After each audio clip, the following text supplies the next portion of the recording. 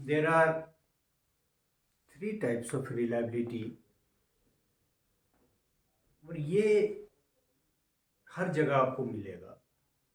बाकी चीज़ों का जो हमने डिस्कशन किया, साधारण जो किताब होगी या बिगिनिंग का जो स्टेज होगा, उसमें उसकी चर्चा नहीं होती है।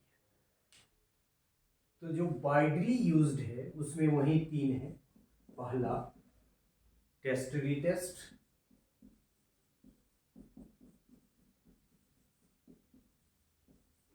दूसरा इक्विवेलेंट फॉर्म या पैरेलल फॉर्म,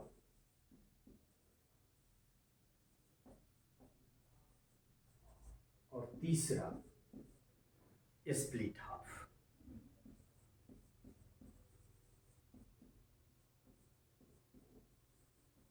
मतलब अमूमन ये क्लासिफाई हमने अपने किया है कि वाइडली यूज्ड, अपने अनुभव के आधार पे। ये कोई क्लासिफिकेशन ऐसा था नहीं कि वाइडली यूज्ड जो टाइप्स ऑफ रिलायबिलिटी है, ये यदि आधार हम बना के क्लासिफाई करें तो there are three widely used, and these are, so out of different types of reliability there are three widely used ways to estimate reliability। और यदि हम इस तीनों को मिला दें तो हम कह सकते हैं, इसको हम कंक्लूड कर रहे हैं, ध्यान से सुनिए, कि this is type C. Type A में हम लोगों ने क्या किया कि कंसिस्टेंसी के आधार पे किया, और कंसिस्टेंसी के आधार पे जो क्लासिफाई किया था उस क्लासिफिकेशन में इंटरनल और एक्सटर्नल दोनों थे। एक्सटर्नल मतलब 2 बार एडमिनिस्ट्रेशन और तब रिलेशनशिप, इंटरनल एक ही बार एडमिनिस्ट्रेशन और तब, जिसमें स्प्लिट हाफ का एग्जाम्पल था। बी वाले पार्ट में हम लोगों ने टेस्ट एस्टिमेशन के आधार पे रिलायबिलिटी को जब क्लासिफाई किया था तो इसको 5 कैटेगरी में बांटा था। आपको याद होगा ये कौन कौन से फैक्टर थे? मुख्य रूप से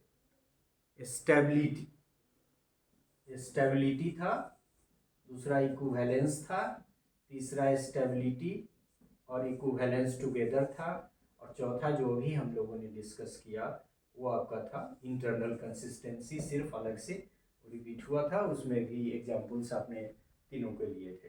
और एक इसमें और था, इसके 4 में, मतलब पहला, दूसरा, तीसरा, चौथा और 5वें नंबर पे हम लोगों ने डाला था, आपको याद होगा, inter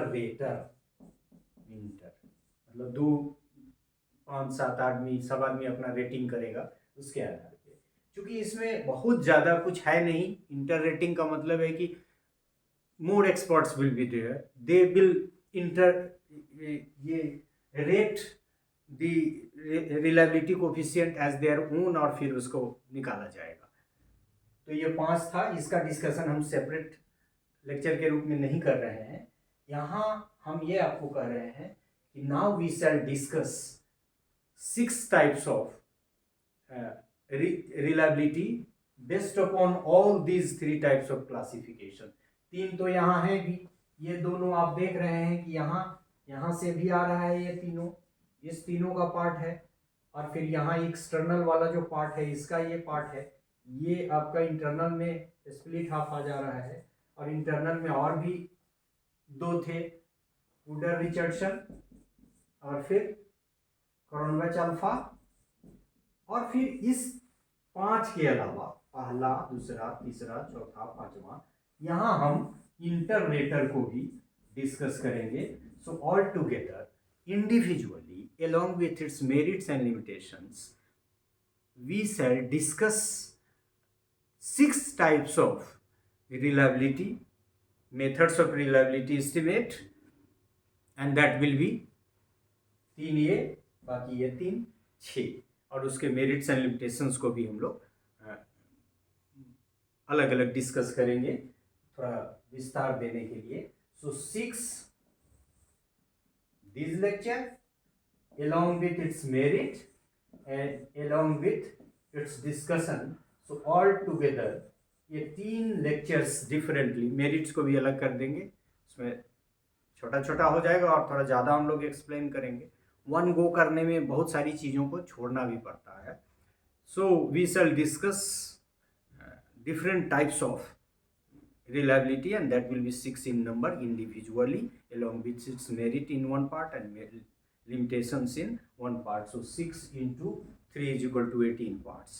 So this is all about this part, which was focused on only test, retest, equivalent form and a split half, और ये सबसे ज़्यादा इस्तेमाल किए जाने वाले रिलायबिलिटी निकालने के मेथड्स में आते हैं। कहीं भी किसी भी किताब में, छोटी हो बड़ी हो, इसकी चर्चा मोस्ट कॉमनली है। ये सब आपको नहीं भी मिल सकते हैं। So thank you for this part. Thank you.